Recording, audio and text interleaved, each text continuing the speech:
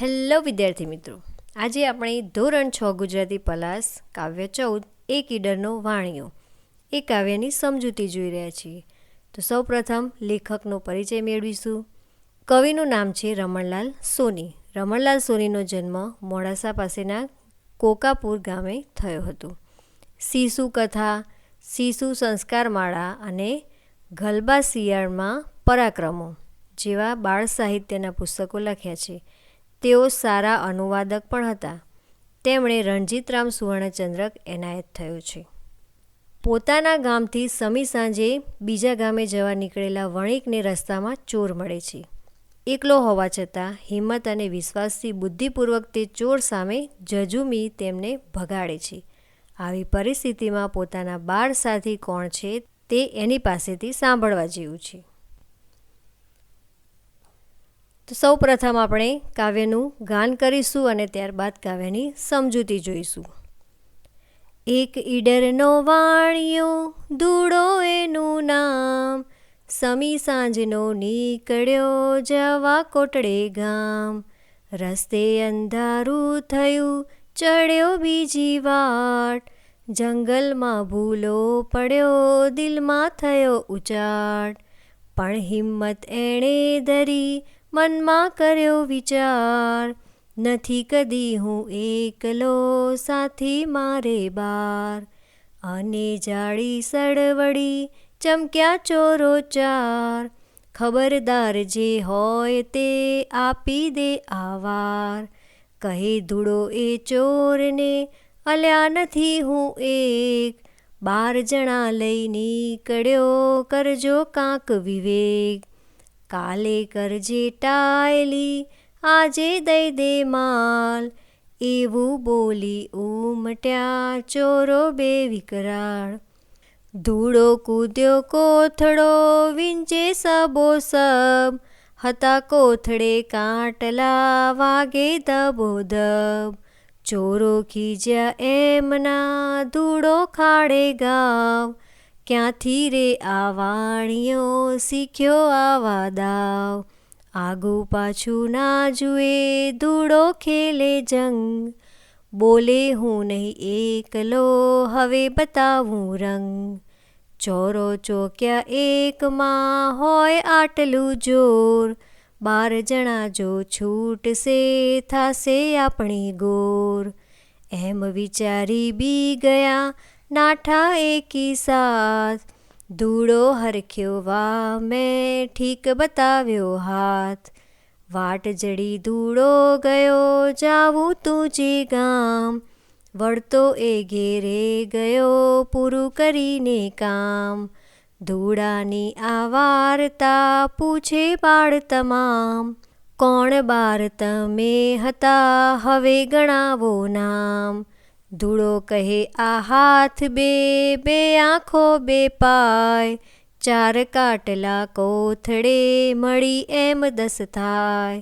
છેલ્લા સાથી બે ખરા હિંમત અને વિશ્વાસ, એ બે વિના બીજા બધા થાય નકામા ખાસ.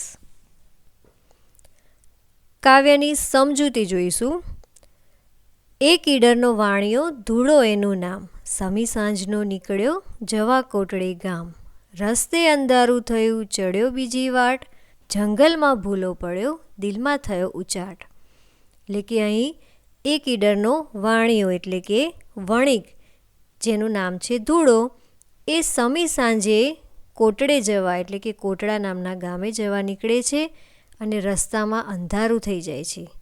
તેથી તે બીજી વાટે એટલે કે રસ્તામાં ભૂલો પડે છે, જંગલમાં ભૂલો પડે છે અને દિલમાં ઉચાટ થાય છે. એટલે કે એને મનમાં ચિંતા થવા લાગી. પણ હિંમત એણે ધરી મનમાં કર્યો વિચાર, નથી કદી હું એકલો સાથી મારે બાર.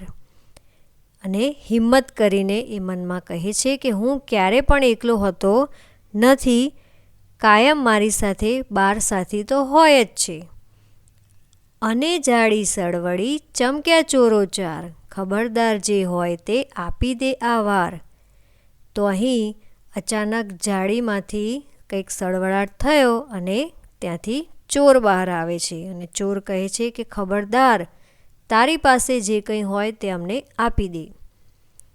કહે ધૂળો એ ચોરને, અલ્યા નથી હું એક, 12 જણા લઈ નીકળ્યો, કરજો કાંક વિવેક. તો અહીં ધૂળો ચોરને કહે છે કે અલ્યા હું એકલો નથી, હું 12 જણાને સાથે લઈને નીકળ્યો છું, તેથી કંઈ પણ કરો એ પહેલાં વિચાર કરજો. કાલે કરજે ટાયલી, આજે દઈ દે માલ, એવું બોલી ઉમટ્યા ચોરો 2 વિકરાળ. તો એમાંથી જે વિકરાળ જે ભયાનક ચોર છે એ 2 સામે આવી અને કહે છે કે કાલે કરજે ટાયલી, એટલે કે તારું દોડડા પણ કાલે કરજે, પણ આજે તારી પાસે જે કંઈ હોય તે અમને આપી દે. ધૂળો કૂદ્યો કોથળો વીંજે સબોસબ, હતા કોથળે કાટલા વાગે ધબોધબ. તો ધૂળા પાસે જે કોથળો હતો એ કોથળામાં કાટલા ભરેલા હતા. કાટલા એટલે કે વજનિયું અથવા બાટ. તો એ કોથળામાં ભરેલા હતા અને એ જ કોથળો વીંજે છે અને ચોરને વાગે છે. ચોરો ખીજ્યા એમના ધૂળો ખાડે ઘાવ, ક્યાંથી રે આ વાણિયો શીખ્યો આવા દાવ. તો અહીં ચોરને એ કાટલા ધબોધબ વાગવા માંડે છે અને તેથી ચોર પણ ખીજાઈને વિચારવા લાગ્યા કે આપણા બધા ઘા ચૂકાવી દે એવા આ દાવ વેપારી ક્યાંથી શીખ્યો હશે. આગું પાછું ના જુએ ધૂળો ખેલે જંગ, બોલે હું નહીં એકલો હવે બતાવું રંગ. તો અહીં ધૂળો છે એ આગળ પાછળ જોયા વગર આંખો મીચીને જંગ ખેલવા માંડ્યો અને બોલ્યો, કહું છું હું એકલો નથી, હવે જોઈ લો મારો રંગ.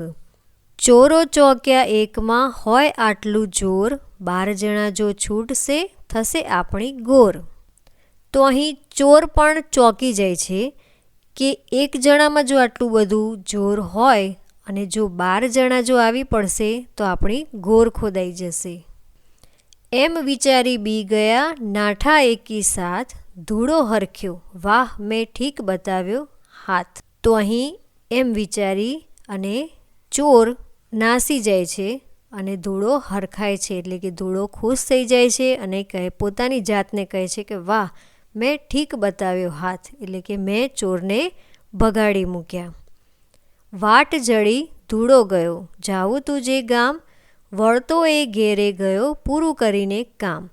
અને ચોર પણ ગયા અને વાટ પણ જડી ગઈ, એટલે કે જે રસ્તે ભૂલો પડ્યો હતો એ સાચો રસ્તો એને મળી ગયો અને જે ગામ જવું હતું એ ગામ પણ તે પહોંચી ગયો અને બધું જ કામ કરી પોતાનું કામ પૂરું કરી અને પાછો આવ્યો.